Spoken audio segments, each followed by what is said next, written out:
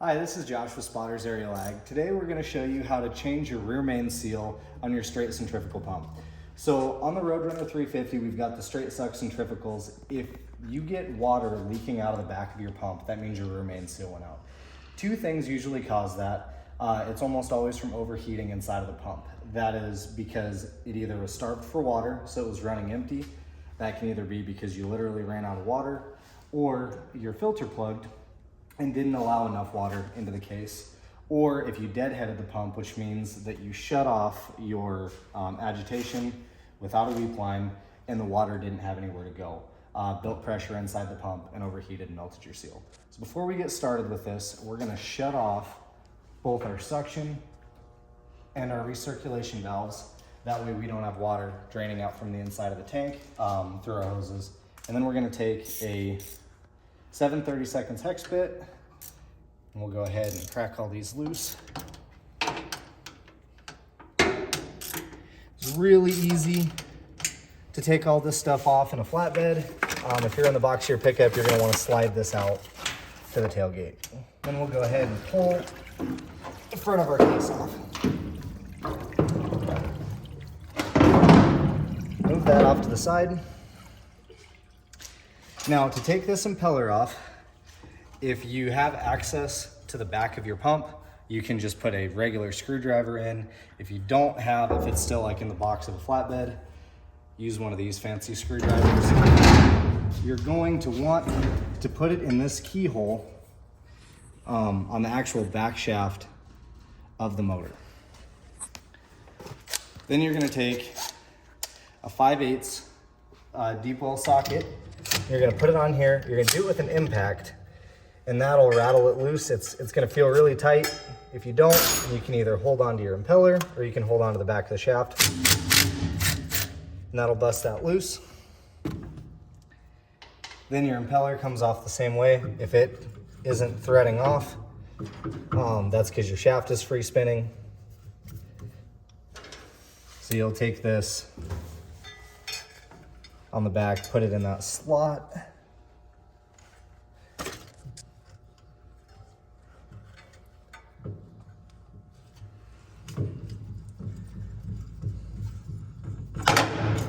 And thread your impeller right off. Now you're gonna look to make sure you put this back together the right way. You're gonna look for a little flat washer. Goes right inside there. Then you're gonna set this spring and this little stopper right on top of that. Then go ahead and push both your fingers on the back of this to push this free. If that doesn't work, you're gonna need to grab a pair of pliers and go ahead and pull this off. So.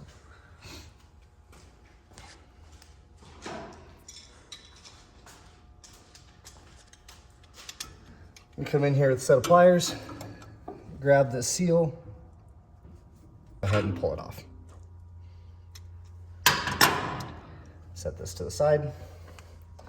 Then if you can, put both your fingers on the back of this case and push it off. Sometimes you can't, so come in here and just pry it off with your pair of pliers and push this off. Now this Viton seal works by pressing these two very, very thin, very polished pieces of, it's a very ceramic-like material, together. And they're so flat and so polished that once they're stuck together, nothing can get through that seal. So to get the other piece off, we'll set this off to the side, push that out through the back. It's junk anyways. And then we'll take our seal out of here. You want to be very careful with these new seals, because if you scratch them, if you drop them, or if you even get like oil off your fingers, that'll wreck the seal. Come in here, clean everything up really nice, clean your shaft, take some brake cleaner in here, brake cleaner on the shaft.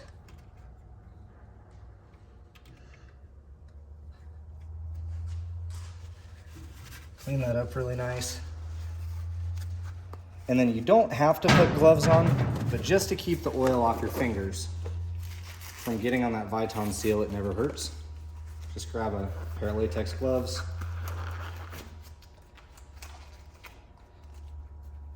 Put these gloves on. And then grab your Viton seal out of the pack.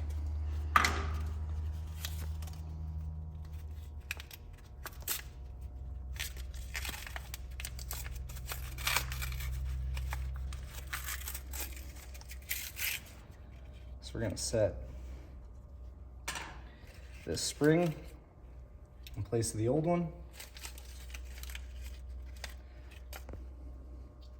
And we're gonna set the top of this off to the side. To get this in here, soapy water is really gonna help this push into the seal like it's supposed to. Make sure it's straight.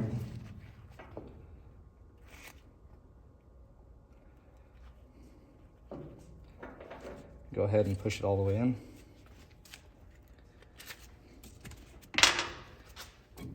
Take your brake cleaner.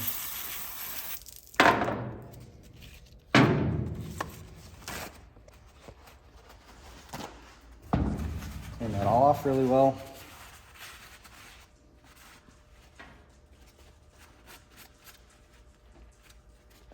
Make sure that there's nothing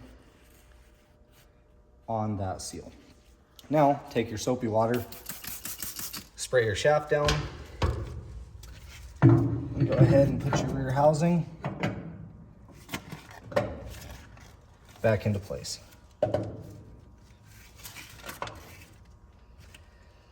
Then,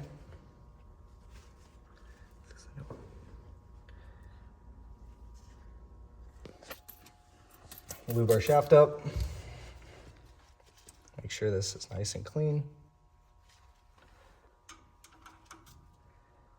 And then push the seal directly on. Make sure it's pushed all the way tight against the back.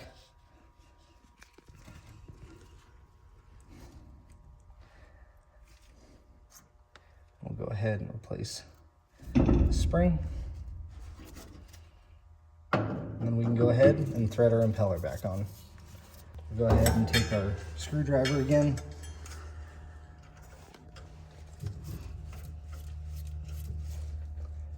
Hold this on.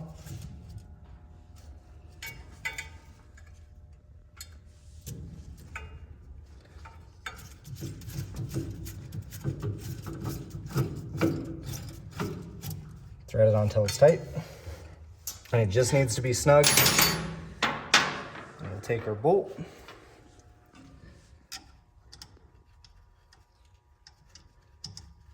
Thread that back on there.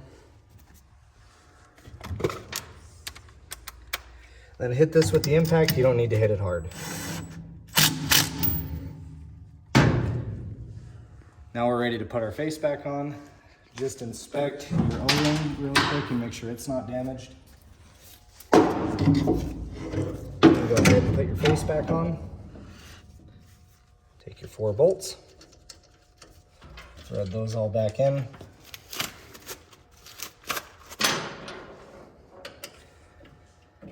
Go ahead and snug them all up. And I am sure that there is a torque spec for these, and I will add that to the end of the video.